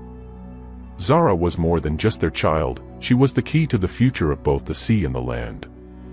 If she faltered, if she was swayed by the wrong forces, both worlds would fall into chaos. Suddenly, a voice echoed through the cavern, familiar and commanding. Kuba, you have returned. But you have returned too late. Maya froze as she turned to see Queen Nia, her mother-in-law, step from the shadows. Her eyes, cold and distant, were fixed on Zara. Nia's presence was like a storm in the cavern. She wore a flowing robe made of shimmering sea silk, and her silver hair rippled like the currents of the deepest oceans. But her gaze was sharp, filled with ancient wisdom and unyielding power. Kuba stood tall, his shoulders tense. Mother, please, let us explain.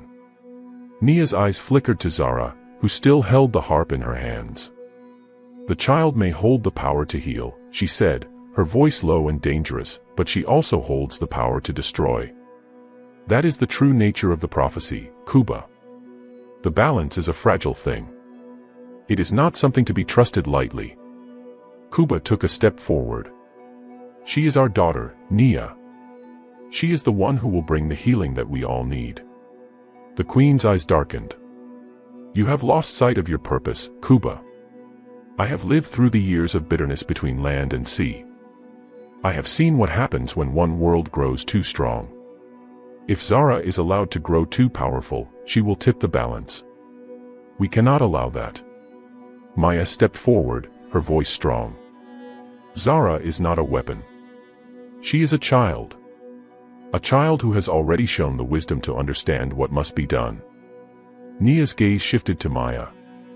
You do not understand the weight of the sea's demands, human. You cannot understand the consequences of what you speak. The cavern seemed to grow colder, the water stirring around them in waves of tension. But Zara, tiny though she was, stepped forward, holding the harp high. The light from the harp began to shine brightly, illuminating the entire cavern. And in that moment, the sea seemed to listen, to pause. Zara spoke, her voice soft but clear. I will not let the sea drown the earth. And I will not let the earth destroy the sea. I will bring them together. The cavern was still. The air heavy with a quiet intensity. Queen Nia's cold gaze was locked onto Zara, who stood before her, the seashell harp glowing in her tiny hands. The delicate strings vibrated with an energy that Maya had never felt before, an energy that seemed to come not just from Zara, but from the very heart of the sea. Zara's words hung in the air, and for a moment, even Queen Nia seemed stunned into silence. I will not let the sea drown the earth. And I will not let the earth destroy the sea. I will bring them together. The queen's eyes narrowed, her lips pressed tightly together. You speak of unity, child, but unity is not so simple. The sea and the land have been in conflict for millennia. There are forces that cannot be undone with words. The rift between us is not just a matter of will, it is in the very nature of both realms. Kuba stepped forward, his voice firm yet filled with a hint of desperation. But Zara has the power, Nia. She is the one destined to bridge the gap between us, to heal what has been broken. Nia's gaze flickered toward Kuba. You are blinded by your love for your daughter, Kuba. This is not something that can be healed by simple magic or promises. The power that Zara holds, it is both a blessing and a curse. If she grows too strong, she will become an unstoppable force, and the consequences of that will be catastrophic. Maya's heart sank. She could see the fear in Nia's eyes, and for the first time, she felt the weight of the prophecy, of the path that lay ahead for Zara. It was one thing to hear of prophecies and legends, but to realize that her daughter was the key to the survival of both worlds was a truth that was too overwhelming to bear. But Zara, small and golden, stood her ground. I am not afraid, she said, her voice unwavering. I have both the land and the sea inside me. I will not let them destroy each other. I will heal the rift, just as the prophecy says. The seashell harp in her hands began to hum again, the sound filling the cavern. The glow from the harp intensified, and the waters around them began to swirl gently, as though responding to Zara's words. The deep, ancient magic of the sea was flowing through her, and for the first time, Maya saw just how much her daughter had grown, how much power she now held within her. Zara, listen to me, Queen Nia said, her voice sharper than before. You may have the power to bring balance, but you also have the power to destroy everything. The sea does not bow to anyone, especially not to a child born of both worlds. If you do not learn to control your power, you will bring about the very chaos that the prophecy warns against. Zara's eyes narrowed, her small hands gripping the harp tighter. I don't want to destroy anything. I only want to make things right. Nia's expression softened for the briefest of moments, but it was gone just as quickly. She looked to Kuba, her eyes filled with the weight of centuries of knowledge and sorrow. You must understand, Kuba. The sea has its own rules, its own rhythms. There are things that even love cannot change. Zara may hold the power to unite the two realms, but she must first learn to control it, or else she will lose herself to it. Maya stepped forward, her voice strong. But how can she learn to control it? The trials are over, and she has chosen her path. She doesn't need to be controlled, Nia. She needs to be guided, to be shown how to use her gift for good. For a long moment, Nia said nothing. Her sharp, calculating gaze flicked between Zara and Maya, then to Kuba.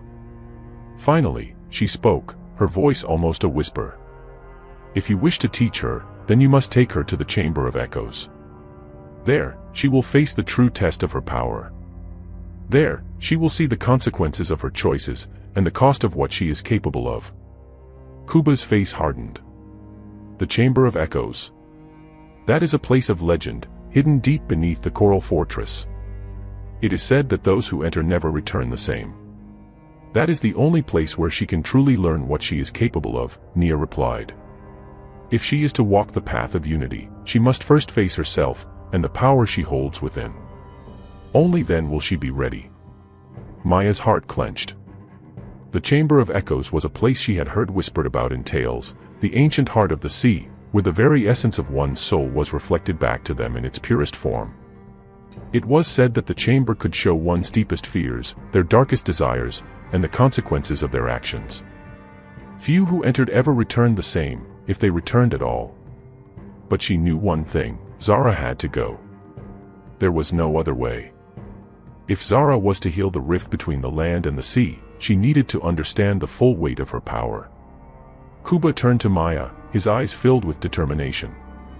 "We will take her there," he said. "We will face whatever comes. But we must act quickly. The longer we wait, the more the rift will grow. And if the sea's fury is unleashed, it will consume everything." Maya nodded, her heart heavy but resolute. "Then let us go. Let us face whatever awaits us in the Chamber of Echoes." As they made their preparations, Zara clutched the seashell harp tightly in her small hands, her golden light shining brightly in the dim cavern. She was no longer just a child, she was the key to the survival of both worlds. The weight of the prophecy rested on her tiny shoulders, but she was ready. She would face whatever trials awaited her. The journey to the Chamber of Echoes was long and treacherous, winding through the dark, forgotten tunnels beneath the Gulf of Xander. The waters grew colder, the air heavier, as if the very sea was aware of their passage. With each step, the tension between the land and the sea seemed to grow. The sea whispered warnings, its currents shifting unpredictably. But Zara walked forward, her face filled with quiet determination. When they finally reached the entrance to the Chamber of Echoes, they found it guarded by ancient sea serpents, whose eyes glowed with an eerie, otherworldly light. The serpents did not speak, but their presence was enough to send a shiver down Maya's spine. Zara stepped forward, holding the harp aloft. The serpents parted, allowing them to pass. Inside, the chamber was silent. The walls shimmered with the light of the sea, and the air was thick with the weight of the past. It was here that Zara would face the full extent of her power. The entrance to the Chamber of Echoes was a hollowed-out cavern deep beneath the Gulf of Xander, shrouded in shadows and mystery. The waters around them grew still, and an eerie silence descended as they crossed the threshold. The air was thick, dense with the whispers of the sea, as if the very walls of the chamber were alive, listening, waiting. Zara stepped forward, her small feet gliding through the water, the glowing seashell harp still clutched tightly in her hands. The soft hum of the harp seemed to reverberate through the cavern, the sound echoing off the smooth, glittering walls. The light from the harp illuminated the space before them, revealing the intricate designs etched into the stone, symbols of the ancient sea, of creatures long forgotten, and of the first beings who had walked the world before land and sea were divided. Kuba and Maya followed close behind, their eyes wide with awe and trepidation. They had heard the stories, of those who entered the chamber and never returned, of the tests and trials that awaited the unworthy. But they were here for one reason, to help Zara understand the power she wielded, the power that could either heal the rift between the land and the sea or tear both worlds apart.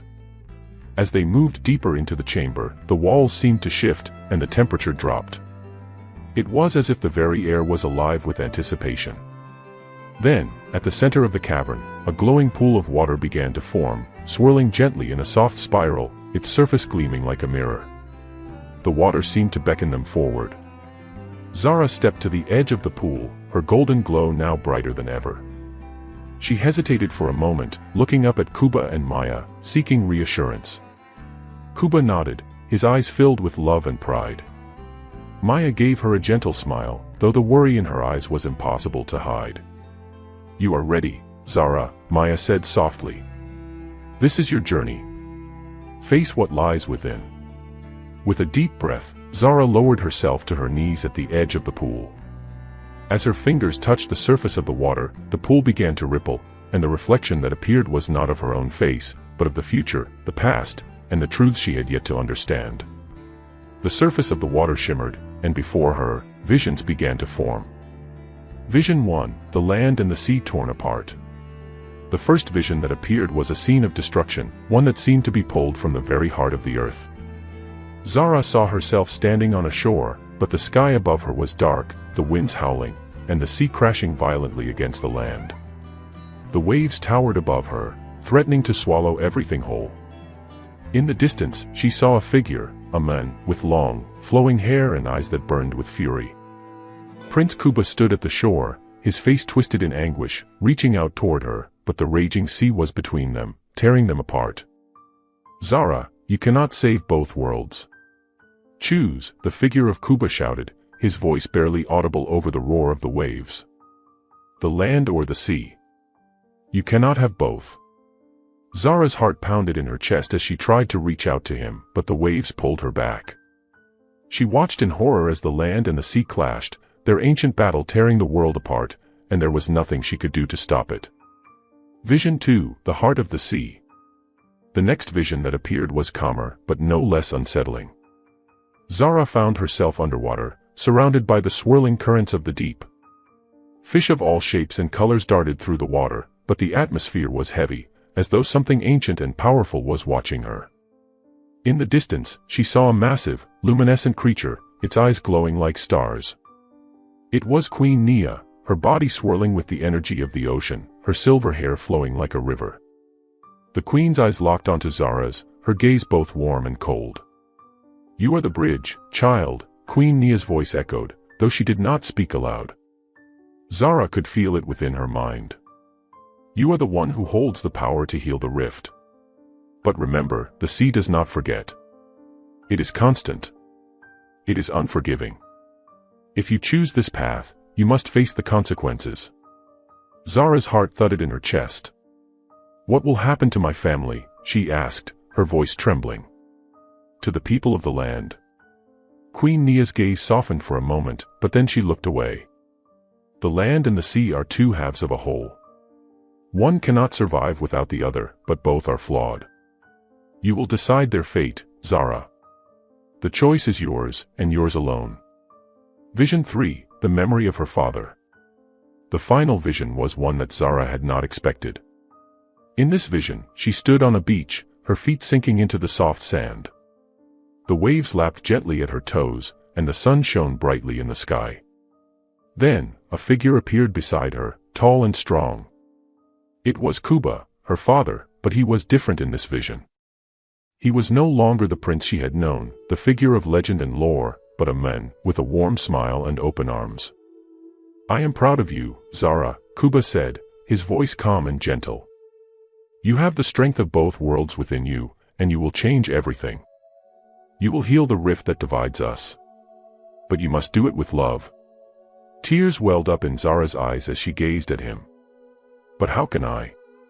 The land and the sea are so different. How can I make them understand each other?" Kuba knelt beside her, placing a hand on her shoulder. "You don't need to make them understand, Zara. You understand. And that is all that matters." With a final, lingering look, the figure of Kuba disappeared, leaving Zara alone on the shore, the weight of the visions pressing down on her. The chamber's silent judgment. The visions ceased as suddenly as they had begun, and the water in the pool stilled, reflecting only Zara's face once more. Her golden glow had dimmed, but her eyes were brighter than ever, filled with the weight of what she had just seen. Kuba and Maya rushed forward, both reaching out to her as if afraid she would disappear into the waters.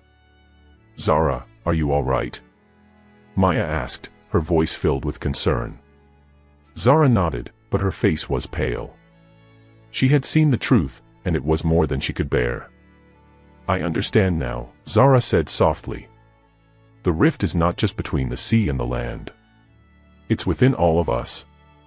We are all divided, by fear, by hatred, by misunderstanding. But if we don't change, we will destroy each other." Kuba looked at her with pride, but there was fear in his eyes. "What will you do, Zara? What is your choice?" Zara took a deep breath and stood tall, her hands trembling but her voice steady. "I will not choose between the sea and the land. I will heal the rift by uniting them. By uniting them through love." As she spoke, the waters around them began to ripple once more. The sea seemed to respond to her words, its power rising in answer. The chamber of echoes had heard her. Zara was ready. The echoes of Zara's voice still lingered in the chamber, vibrating through the waters, filling the space with the heavy weight of her decision. The ripples that had begun when she spoke began to grow, expanding outward, like waves reaching across the deep, endless ocean. There was no turning back now. Kuba and Maya stood by her side, watching her with bated breath, their faces filled with hope and fear. This was the moment. Zara could feel the immense pressure in the air, the pull of both worlds, each one vying for her loyalty, each one demanding her allegiance. But Zara had already made up her mind. The time for choosing was over. The time for uniting had arrived. Zara stepped away from the pool, her golden glow lighting the chamber as she moved. The seashell harp still hummed in her hands, vibrating with the pulse of the sea. She raised it high, its glow intensifying, and for a moment, the world around her seemed to hold its breath. "I will not choose one over the other," she said, her voice steady but filled with a strength that surprised even herself. "I will bring both worlds together, as they were always meant to be. The sea and the land will coexist, and they will be united by the love we share, not by the fear that has kept us apart." The words echoed through the chamber, and as they did, something began to shift in the very fabric of reality. The waters that surrounded them began to churn, not with violence, but with a deep, ancient power. The currents of the ocean moved in response, circling around Zara in a slow, rhythmic dance. For the first time, she could feel the sea's heart, beating in time with hers. The test of unity. Suddenly, the waters before Zara began to swirl violently. The chamber of echoes had come to life, and Zara knew that this was the final test, the one that would determine if she could truly unite the sea and the land. She could feel the pressure building, the energies of the two realms converging upon her. The sea demanded its due, and the land yearned for peace. A voice boomed from the depths of the chamber, ancient and powerful, echoing off the walls. "Do you truly understand the price of unity, Zara?" it asked, a challenge in its tone. "To unite the sea and the land, you must give up that which you hold most dear. You must sacrifice a piece of your soul, for both worlds cannot survive without a price. What will you offer? What will you sacrifice?" Zara stood tall, her heart pounding in her chest. She knew what the voice was asking her, and she knew what it was offering in return. But she had already made her choice. There was no going back. "I will give the sea and the land the gift of understanding," Zara said, her voice unwavering. "I will offer my most cherished memory, not to lose it, but to share it with both worlds, so that both can understand the love and the pain that binds them together."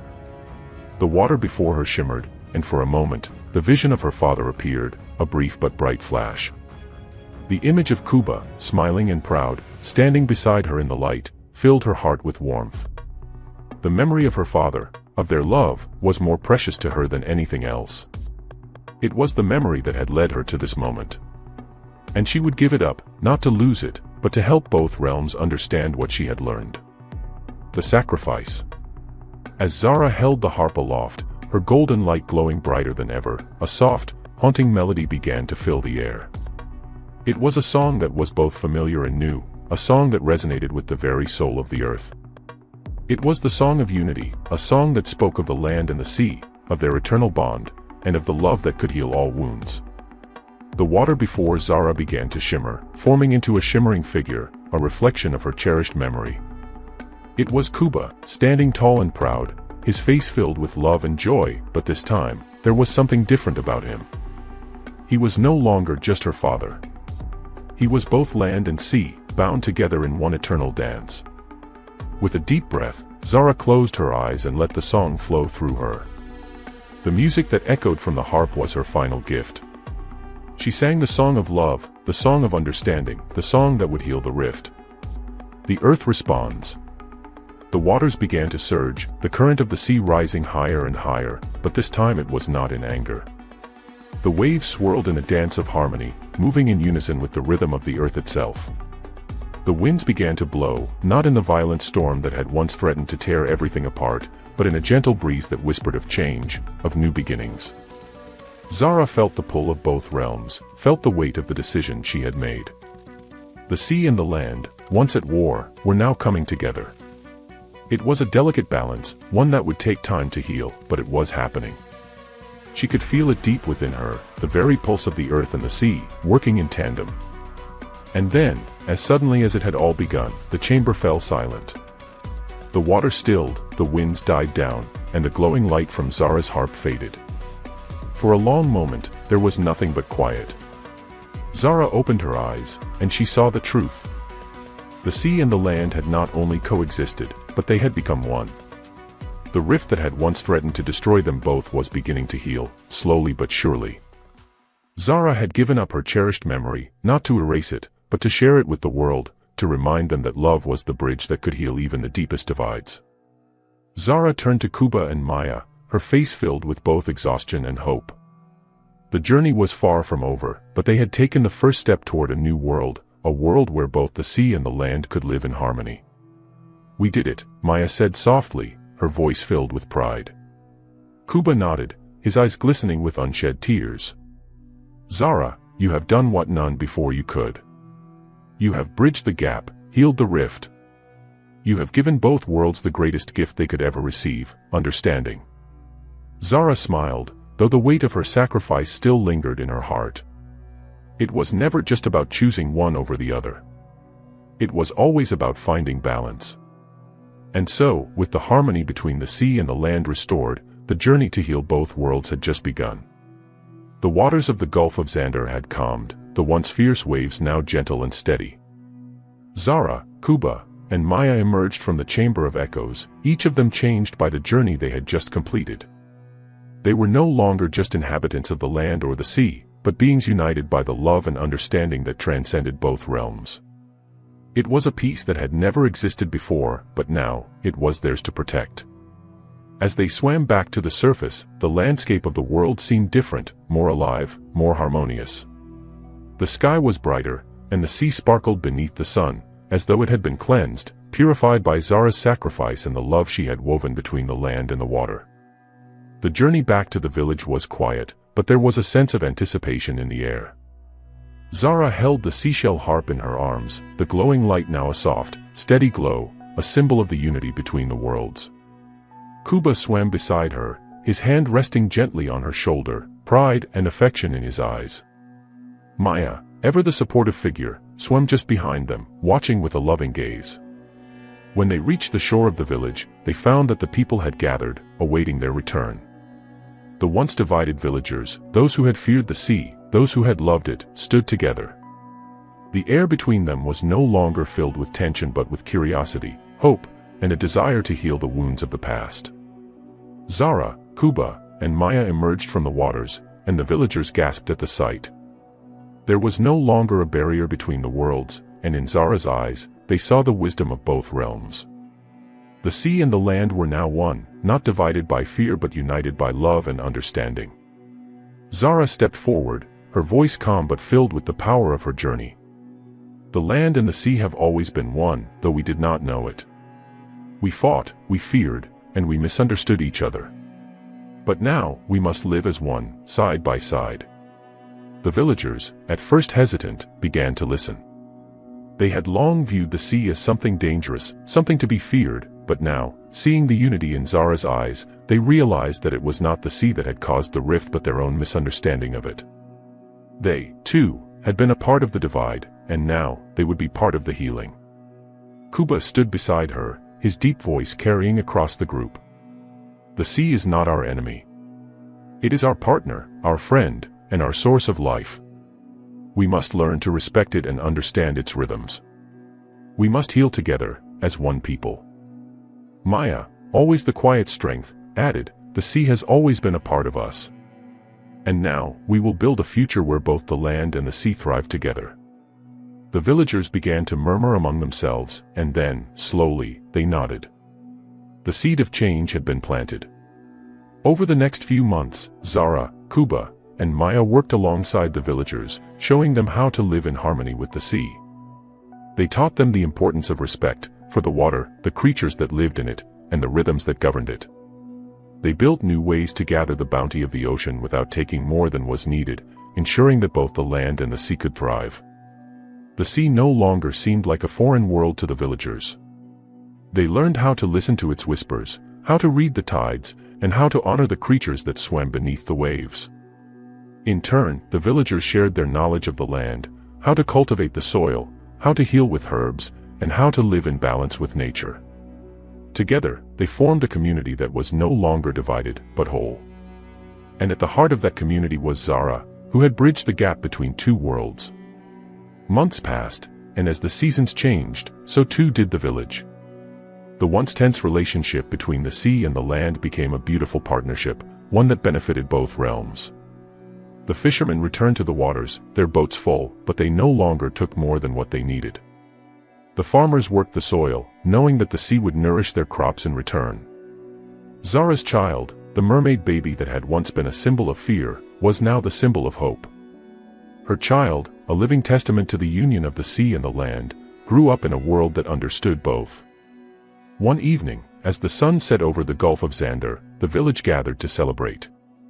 It was a festival, a celebration of the unity between the sea and the land. People danced, sang, and feasted, their voices rising in harmony, their steps in time with the rhythms of the earth and the ocean. At the heart of the celebration stood Zara, Kuba, and Maya, watching as the people danced together. It was the world they had dreamed of, a world where love had healed the rift that once threatened to tear them apart. As the stars began to twinkle in the sky above, Zara turned to her family, a peaceful smile on her face. "We have done it," she said softly. "We have healed the rift between the sea and the land. We have healed the hearts of the people." But it wasn't just the sea or the land that needed healing, it was all of us. Kuba nodded, his hand resting on her shoulder. "We must never forget that the true power of the sea and the land lies in understanding, in knowing that neither one can survive without the other. We must always choose to live in balance, not in conflict." Maya smiled, adding, "The love we have for each other is the strongest force of all. It is that love that healed the rift, and it is that love that will carry us forward." Zara's child giggled in her arms, their laughter echoing across the shore. The stars sparkled above, and the sea whispered gently at their feet. And so, the story of the land and the sea, of love and sacrifice, came to its peaceful conclusion. But the lesson was clear: love, understanding, and balance are the keys to healing, and when we come together, we can overcome any divide. The end. This story teaches that no matter how deep the divide or how fierce the conflict, it is love, understanding, and sacrifice that can heal even the greatest rift. It reminds us that true harmony is found not in choosing sides, but in finding common ground, in coming together to build a future that benefits everyone. When we learn to listen to each other and understand each other's hearts, there is nothing we cannot overcome.